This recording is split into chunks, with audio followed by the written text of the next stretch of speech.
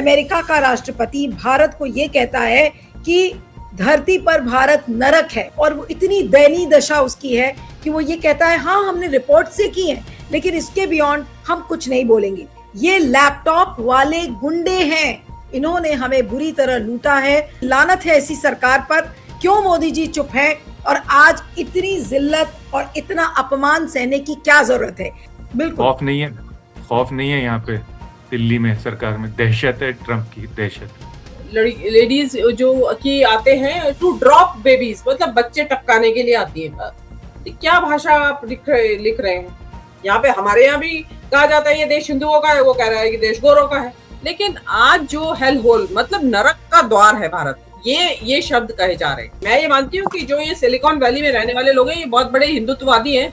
तो लानत है ऐसे देश के प्रधानमंत्री पे कि जिसको इतनी इंसल्ट या हेल होल कहा जा रहा है, नरक का द्वार कह रहा है अगर वो हमें, तो ऐसा है भाई मोदी जी इस्तीफा दे दे।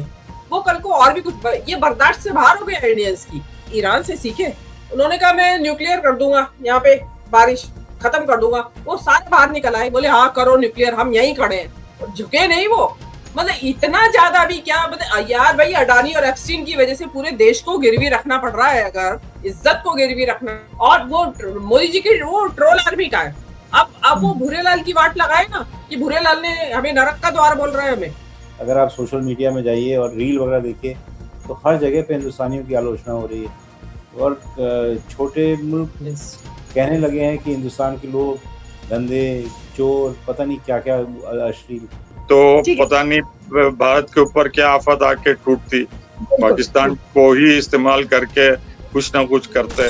आज ऐसी खबर जिसे पढ़कर लोग आग बबूला हो रहे हैं, और वो है अमेरिका के राष्ट्रपति डोनाल्ड ट्रंप ने एक ट्वीट लिखा है, और उस ट्वीट में उन्होंने भारत को हेल होल बताया है, यानी कि धरती पर नरक भारत को उन्होंने बताया है। ट्रंप भारत को नरक बता रहे हैं, और मोदी सरकार की ओर से एक कड़ा बयान तक नहीं आ रहा है।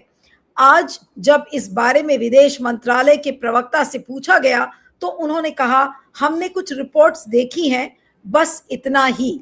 सवाल है नरेंद्र मोदी को ट्रंप से इतना डर क्यों लगता है? अगर एमईए रणधीर जायसवाल के एक प्रेस कॉन्फ्रेंस के दौरान जब उनसे आज ये सवाल पूछा गया तो उन्होंने कहा कि हाँ हमने रिपोर्ट्स ऐसी देखी हैं, इसके बियॉन्ड मैं कुछ नहीं कहना चाहता। अब बताइए, अमेरिका का राष्ट्रपति भारत को ये कहता है कि धरती पर भारत नरक है, और हमारे देश की सरकार का जो प्रवक्ता है विदेश मंत्रालय का, उसके मुंह से कुछ भी नहीं निकलता, और वो इतनी दयनीय दशा उसकी है कि वो ये कहता है हाँ हमने रिपोर्ट से की है, लेकिन इसके बियॉन्ड हम कुछ नहीं बोलेंगे। उन्होंने ये भी कहा है कि प्रवासियों की वजह से अमेरिका के लोगों को नौकरी पाने में मुश्किलें आती हैं। उनका मानना है कि प्रवासी लोग अमेरिकियों का अधिकार छीन रहे हैं। ये देखने के लिए आपको ज्यादा दूर जाने की जरूरत नहीं है, यहाँ अब इंग्लिश नहीं बोली जाती। आज आने वाले इमिग्रेंट क्लास में इस देश के लिए लगभग कोई वफादारी नहीं है जो पहले कभी नहीं थी। उन्होंने लिखा है कि इन लोगों ने इस देश को उन सभी माफिया परिवारों से भी ज्यादा नुकसान पहुंचाया है जिन्हें अगर एक साथ मिला दिया जाए तब भी वे इनके सामने कुछ नहीं है। ये लैपटॉप वाले गुंडे हैं। अब आप ये सोचिए कि भारत के कितने नागरिक वहां जाकर काम करते हैं। आज भारत के लोगों को लैपटॉप वाले गुंडे बोला जा रहा है। ये लैपटॉप वाले गुंडे हैं, इन्होंने हमें बुरी तरह लूटा है, हमारे साथ दूसरे दर्जे के नागरिकों जैसा बर्ताव किया है, और थर्ड वर्ल्ड को हम पर हावी होने दिया है, हमारे झंडे का अपमान किया गया है। अब आप ये सोचिए कि हमें लैपटॉप वाला गुंडा बताया, हमारे देश को ये बोला गया कि वो धरती पर नरक है, और हमारे विदेश मंत्रालय के रणधीर जायसवाल जी, माननीय रणधीर जायसवाल जी ये कहते हाँ हाँ मैंने तो रिपोर्ट्स देखी हैं, इसके बियॉन्ड मैं कुछ नहीं बोलूंगा। लानत है ऐसी सरकार पर। क्यों मोदी जी चुप हैं और आज इतनी जिल्लत और इतना अपमान सहने की क्या जरूरत है? देश ने क्या गुनाह किया है? क्या लगता है भारत एक धरती पर नरक है? भारतीय लैपटॉप वाले गुंडे हैं? क्या कहेंगे? मुझे तो समझ ही नहीं आ रहा कि मैं किस तरीके का शब्द आज इस्तेमाल करूं। हमारी सरकार कुछ बोलेगी नहीं। जैसे मैंने आपको पहले भी कहा है आपके प्रोग्राम पे 10-20 बार कि जो भी ताकतवर होता है उसके खिलाफ हम आवाज नहीं उठाते, हम जो कमजोर होता है उसी के खिलाफ उठाते हैं। अपने मुल्क में या आसपास के मुल्कों में जो कमजोर हो उनको दबाते हैं। जो भी ताकतवर होता है जैसे चीन, अमेरिका, वहां सन्नाटा छा जाता है। आप देख रही हैं कि सलमान खान की फिल्म तक का नाम चेंज कर दिया। उसका नाम था शायद the battle of Galwan, force करके, और उसमें से चाइना का जो भी वर्ड था वो सब निकलवा दिए फिल्म में से। तो इतना खौफ है। जैसे पहले उन्होंने कहा था कि ना कोई आया है ना कोई गुस्सा है, नाम तक नहीं ले रहे थे चाइना का। इसी तरह से अमेरिका का ट्रम्प साहब से तो खौफ है ही, इसीलिए कुछ बोलते नहीं। वो तो 100 बार कह चुके हैं ट्रम्प साहब कि हमने ही पीस करवाया है, हम नहीं होते तो करोड़ों हिंदुस्तानी पाकिस्तानी मारे जाते। और फिर उन्होंने वो सारे जो प्लेन्स के गिरने पे क्लेम्स किए हैं, कितने प्लेन गिराए गए इंडिया के, ये वो, एक चूं भी नहीं निकली। तो किसी भी ताकतवर के खिलाफ आवाज निकलती नहीं है, तो वो तो खैर कोई, उसमें तो कोई दो राय नहीं। और मुझे नहीं लगता कि अब इमिग्रेशन फिर से होगा अमेरिका में उस लेवल पे। तो लेटेस्ट खबर आ रही है वो ये आ रही है कि जो इंडियन स्टूडेंट्स जाते थे वो आधे हो गए, मतलब 50% ही रह गए जो हमारे हर साल इंडियन स्टूडेंट्स जाते थे, क्योंकि नौकरी मिल नहीं रही वहां पे, उन्होंने टाइट कर दिए लॉज। तो अब कोई इतना पैसा लगा के जाना नहीं चाहता अमेरिका। मतलब कुछ लोग जाना चाहते हैं पर पहले के मुकाबले आधे, और इन आधों को भी शायद नौकरी नहीं मिलेगी। तो वो जो एक एक तरह का एक लिफ्ट थी हिंदुस्तानियों के लिए, एक एलिवेटर था जिसमें चढ़ के हम मध्य वर्ग की या अपर मिडिल क्लास में आ जाते थे, वो चला गया है। वो कभी नहीं आएगा वापस, क्योंकि ट्रम्प जब चले भी जाएंगे तो ये इशू अब इतना फ्रंट एंड सेंटर हो गया है अमेरिका में, और अमेरिकनों की खुद की जॉब के लाले पड़ गए। बात है कि आज भारत के ऊपर डायरेक्ट लांछन लगाया, इस तरीके का डायरेक्ट अटैक है कि भारत के लोग लैपटॉप के गुंडे हैं और भारत को धरती पर नरक बताया। अब इससे और ज्यादा बेइज्जती हमारी क्या हो सकती है? बिल्कुल खौफ नहीं है यहाँ पे दिल्ली में, सरकार में दहशत है, ट्रम्प की दहशत। जिस तरीके से ट्रंप ने मोदी जी को बिल्कुल अपने गिरफ्त में कर रखा है, तो बेचारे रणधीर जायसवाल वो क्या ही करेंगे। आज उनको देख के यही एक कहावत याद आ रही थी, और जो एक बोलते हैं कि मरता क्या ना करता, उस बेचारे को सब कैमरे के सामने डाल दिया और अब उसको जवाब पूछा जा रहा है, वो क्या कहेगा। देखिए, पहले तो मेरा ये कहना है कि देखिए हर एक देश को अधिकार है, किसी भी सॉवरेन कंट्री को, कि वो किन लोगों को अपने देश में आने दे, किन को ना ही आने दे, किन को किस तरीके के अधिकार आने के बाद मिले या नहीं मिले, वो हर एक देश की अधिकार है नीतियां बनाने का। हमारे यहाँ भी बनी हुई है नीतियां, बट उसका कोई एक सलीका होता है, तरीका होता है। जिस तरीके की भाषा उसमें इस्तेमाल हो रही है, मतलब लेडीज जो कि आते हैं टू ड्रॉप बेबीज, मतलब बच्चे टपकाने के लिए आती है। क्या भाषा आप लिख रहे हैं? ये मतलब आप एक इतना बड़ा बिग बॉस आप दुनिया के हो और उसमें आप इतनी गंदी भाषा लिख रहे हो, तो ठीक है, ये माना मैंने। जैसे अभी पहले मेरे से कहा कि वो अपने वापस मागा के एजेंडा पे आ गए हैं, क्योंकि उन्हें अब ईरान में जो है वहां पे अब कहते हैं ना कि इन तिलों में तेल नहीं बचा। अभी उनको लग रहा है कि ये ईरान का मसला तो अब ऐसे ही धीरे धीरे करके अपने आप ही अपनी मौत मर जाएगा, खत्म हो जाएगा। लेकिन अब जो मैंने यहाँ पंगा लिया है बेफालतू में, उसका सवाल का जवाब पड़ेगा नागा क्राउड को ही। तो उस नागा क्राउड के जो इनका जो ओरिजिनल एजेंडा है, जिस एजेंडे के कंधे पे चढ़ के ये राष्ट्रपति दोबारा बने हैं, ये उसी एजेंडे पे आ गए हैं। सारी बात देख लीजिए आप, उसमें वही है। वो सिटीजनशिप का मसला उठा रहे हैं, वो नौकरियों का मसला उठा रहे हैं। तो उन्होंने एक्चुअली तो वो जो हमारे यहाँ हो रहा है वही वहां पे भी हो रहा है। यहाँ पे हमारे यहाँ भी कहा जाता है ये देश हिंदुओं का है, वो कह रहा है कि देश गोरों का है। हम कहते हैं कि समस्याओं के लिए मुसलमान जिम्मेदार है, वो कह रहे हैं इंडिया और चाइना जिम्मेदार है हमारी बेरोजगारी के लिए, हमारी ये जो इतने लोग यहाँ पे आ गए, हमारी इंग्लिश लैंग्वेज खत्म हो रही है। या ये कि बच्चे पैदा करने के लिए आ जाते हैं यहाँ पे, मतलब बहुत ही ज्यादा एक्सप्लिसिटली वो बोल रहे हैं। हमारे यहाँ कहते हैं बच्चे पैदा करने, ज्यादा बच्चे पैदा करते हैं।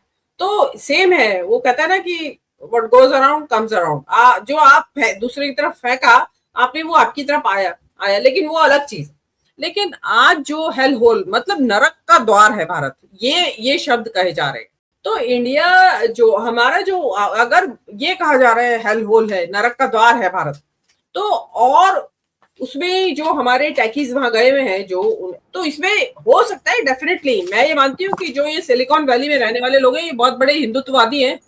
ये बहुत बड़े बैक होम, इनको जो ये यहाँ चल रहा है वो उसके सपोर्टर है वो, और वो वहां उसको उसको रेप्लिकेट करने के लिए भी उनकी गुपचुप तैयारियां चलती रहती हैं। तो वो चीज चल रही है, तो वो आपको वापस मिल गया है। लेकिन जो हमारे यहाँ अगर इसके बावजूद भी अगर वो जो हमारे स्पोक्स पर्सन है वो ये कह रहे हैं कि हाँ मैंने देखा है, बस इतना ही कहना चाहूंगा इसके बारे में मैं। तो लानत है ऐसे देश के प्रधानमंत्री पे कि जिसको इतनी इंसल्ट, मतलब एक इंसल्ट हुई है हमारी, कभी हमारे लोग हथकड़ी बेड़ी में भेजे जा रहे हैं, कभी हमारे ऊपर टैरिफ लग रहा है, कभी हमारी इकोनॉमी को गरियाता है, कभी वो मतलब जो उसको दिमाग में आ जाती है वो बातें वो बोलने लगता है। सीज फायर को लेके भी उसने कितनी लानत भेज रखी है। मोदी जी चुपचाप है। तो अगर मोदी जी से नहीं, मोदी जी की वजह से आ रही है ना ये सारी जो भी हीट हमारी तरफ आ रही है, ये मोदी जी की वजह से आ रही है ना, क्योंकि वो मोदी से चिड़ा हुआ है कि आपने सीज फायर को हाँ क्यों नहीं भरी। और सीज फायर तो बहुत बाद में पैदा हुआ, वो तो उससे पहले से चिड़ा हुआ है। उसने अपने उसमें नहीं बुलाया उनको इनॉग्रेशन में, उसने अपने टैरिफ में कोई रियायत शुरू से नहीं दी। टैरिफ किंग तो वो अपने कैंपेन के टाइम कह रहा था इंडिया को, तो तभी से समझ जाना चाहिए था कि कुछ हॉस्टिलिटी है हमारे इंडिया की तरफ। लेकिन वो क्यों है? क्योंकि वो मोदी जी की वजह से, जो बताया जाता है, जो बता रहे हैं कि वो कभी गए नहीं वहां उनसे कैंपेन के दौरान मिलने। पिछली बार तो अब की बार ट्रम्प सरकार करके आए थे, तो इस बार कहीं गए नहीं, कुछ भी नहीं बोले। तो उसका अगर मोदी जी की जैसा कि मानना है, मोदी जी से उसको कुछ पर्सनल रंजिश है, तो वो मोदी जी को भी कहता है कि मैं इसका करियर खराब कर दूंगा अगर मैंने कुछ बोल दिया तो। और वो उसकी वजह से इंडिया को गालियां पड़ रही हैं कि हमें कहा जा रहा है कि गैंगस्टर्स विद लैपटॉप्स, या हेल होल कहा जा रहा है, नरक का द्वार कह रहा है अगर वो हमें। तो ऐसा है भाई, मोदी जी इस्तीफा दे दे, क्योंकि ये रुकेगा नहीं, ये एंडलेस है। ट्रम्प बिल्कुल जबान पे उसकी लगाम नहीं है, उसको ये है ही नहीं कि मुझे क्या बोलना चाहिए और क्या नहीं बोलना चाहिए। वो कल को और भी कुछ, ये बर्दाश्त से बाहर हो गया इंडियंस की। मतलब मोदी जी की वजह से आज ये हो रहा है कि इंडिया को नरक का द्वार और गैंगस्टर्स विद लैपटॉप और ये सब चीजें कहा जा रहा है। तो ये मोदी जी इस्तीफा दे, मेरा तो सबसे पहला ये कहना है। अब मैं आती हूँ कि हमने ईरान से सीखे कि कितना कुछ उनको चलने की कोशिश करी उसने, लेकिन वो खड़ा रहा, जवाब दिया। उन्होंने कहा मैं न्यूक्लियर कर दूंगा, यहाँ पे बारिश खत्म कर दूंगा। वो सारे बाहर निकल आए, बोले हाँ करो न्यूक्लियर, हम यहीं खड़े हैं, करो हमारे ब्रिजेस पे, हमारे एस्टेब्लिशमेंट्स पे आप बमबारी। और झुके नहीं वो। नतीजा क्या है आज? ये गरिया रहे हैं, वो रिरिया रहे हैं उसके सामने, प्लीडिंग की आ जाओ यार, आ जाओ, आप इस्लामाबाद में बैठ जाओ।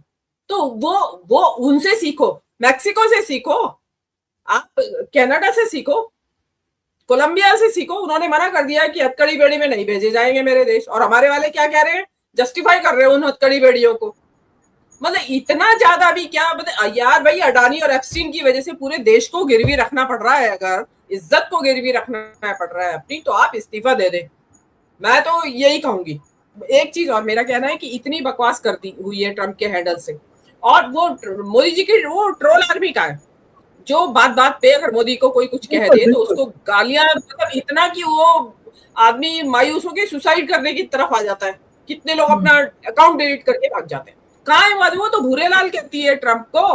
अब वो भूरेलाल की वाट लगाए ना कि भूरेलाल ने हमें नरक का द्वार बोल रहा है हमें, लेकिन चुप है सब। इसका मतलब जो मोदी जी ने क्यों अपने अटैक डॉग्स नहीं छोड़े ट्रम्प के ऊपर? छोड़ते कि चलो अटैक करो, बिल्कुल बिल्कुल, क्यों नहीं बोला? इट मींस जो वो अटैक होते हैं किसी के ऊपर ट्रोल आर्मी के, वो इशारे ऊपर वाले के इशारे पे होते हैं। आज ऊपर वाला चुप बैठा है दम साधे, उसको चुनाव से ही फुर्सत नहीं है। और अगर इस तरीके से बात करने लगे और मुल्क, तो ये तो कहने मतलब कि there will be a copycat reaction. छोटे छोटे मुल्क है ना, हमारे ऊपर है ना उंगली उठाने लगेंगे। अगर आप सोशल मीडिया में जाइए और रील वगैरह देखिए, तो हर जगह पे हिंदुस्तानियों की आलोचना हो रही है। और छोटे मुल्क कहने लगे हैं कि हिंदुस्तान के लोग गंदे, चोर, पता नहीं क्या क्या अश्लील बातें करने लगे। और इसका भी नतीजा यही निकलेगा कि जो ट्रम्प साहब ने बोला है, अगर बीच में नहीं रोका गया और इसका कोई देश भर में आंदोलन नहीं हुआ, तो यहाँ पर और भी है ना इस तरीके की चीज़ें होंगी और हिंदुस्तान की बेइज्जती होती रहेगी। नीलू, आज बोल रहे हैं विपक्ष, हम भी बोल रहे हैं, कल नया मुद्दा, आप सुबह उठेगी नया मुद्दा तैयार होगा आपके लिए। मोदी जी मुद्दों की वो जो है ना जनरेट करने में बड़े माहिर हैं। कल ऐसा विस्फोटक मुद्दा आपके पास होगा कि आप इसे भूल जाएंगी, बेइज्जती वगैरह सब, फिर डस्टिंग करके आप वापस फिर खड़ी हो जाएंगी। तो वो चीज, ये तो जब तक नहीं होगा, देखिए ये जो इसका जो फॉल आउट होगा ना, ये जो स्टेटमेंट आई है, ट्रम्प ने बेवजह थोड़ी इसको कोट किया है, उसने कोट किया है अपने लोगों को भड़काने के लिए। इंडियंस के खिलाफ माहौल हॉस्टाइल बनना शुरू हो जाएगा और होगा। और क्योंकि ट्रम्प ने ईरान की, वो भी माहिर है अपनी जनता का, बेवकूफ जनता का ध्यान भटकाने के लिए, वो ईरान से भटकाने के लिए माहौल ये अपने ये गैंगस्टर विद बूट्स और ये इंडियंस के बारे में हेलहोल और ये सारी चीजें वो फिर शुरू कर देगा। तो लोग वहां से, अब इसमें यह है कि इंडियंस के ऊपर माहौल अगर हॉस्टाइल होगा तो बहुत सारी चीजें हो सकती है, फिजिकल वायलेंस भी हो सकती है, वर्बल वायलेंस भी हो सकती है, बहुत सारी होता है, ग्राफिटी वगैरह बना के चले जाते हैं लोग उन लोगों के घरों के ऊपर, मंदिरों के ऊपर और गुरुद्वारों के ऊपर, जो भी इंडियन से रिलेटेड वो चीजें हैं वो उनको करेंगे। अब जब वहां से शिकायत आएगी और वहां की लॉबी जो है, भाई आप यहूदी लॉबी चिल्लाते रहते हैं, यहाँ की भी है तो है वहां पे हिंदू लॉबी जो कैलिफोर्निया वाली है, इस तरह के बहुत है वहां पे जो बहुत कुछ इंडिया के लिए पैरोकारी करता है वहां पे। जब वो चिल्लाएंगे मोदी के ऊपर कि यार तुम बोलते क्यों नहीं हो कुछ, इसका रिबटल करो, रिटॉर्ट बैक करो, वो तब जाके कुछ हो सकता है। लेकिन मुझे नहीं लगता, जब तक एप्स्टीन फाइल फंसी हुई है, अडानी का मुद्दा फंसा हुआ है, क्यों भी करेंगे मोदी जी। इसीलिए मैं बार बार कह रही हूँ इस्तीफा दे दे भाई, आपके एप्स्टीन फाइल का डर आपके अंदर से खत्म नहीं होगा, अडानी का खत्म नहीं होगा, तो बेटर है इस्तीफा दे दो ना, या कब तक गालियां दिलवाते रहोगे देश को। इंडियंस को डायरेक्टली टारगेट किया जाता है और उनके मुंह पे बोला जाता है कि आप 1 साल भी नहीं, 1.5 साल भी नहीं, आपके पास टेस्ला ईवी कार आ गई, आपके हाथ में इतना महंगा लैपटॉप है और आप के बच्चे चॉइस स्कूल्स में जाते हैं और वगैरह वगैरह बोल के ओपनली रिडिक्यूल करते हैं भारतीयों को। ये माहौल क्रिएट किया जा रहा है, डरावनी माहौल, और कि ये अपने आप जो है छोड़ के यहाँ से चले जाएं, थोड़ा दबक के हैं, वरना अगर हम मुंह तोड़ जवाब देते जैसा हमारे साथी भी, मैं भी कई बार कहा हूँ, तो पता नहीं भारत के ऊपर क्या आफत आके टूटती।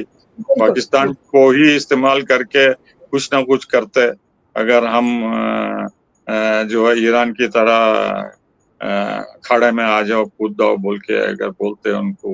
मुझे नहीं लगता, क्योंकि वो अपने जो पिताजी हैं या अपने वो हैं उनके खिलाफ जाएंगे, उनसे कुछ अकड़ के दिखाएंगे।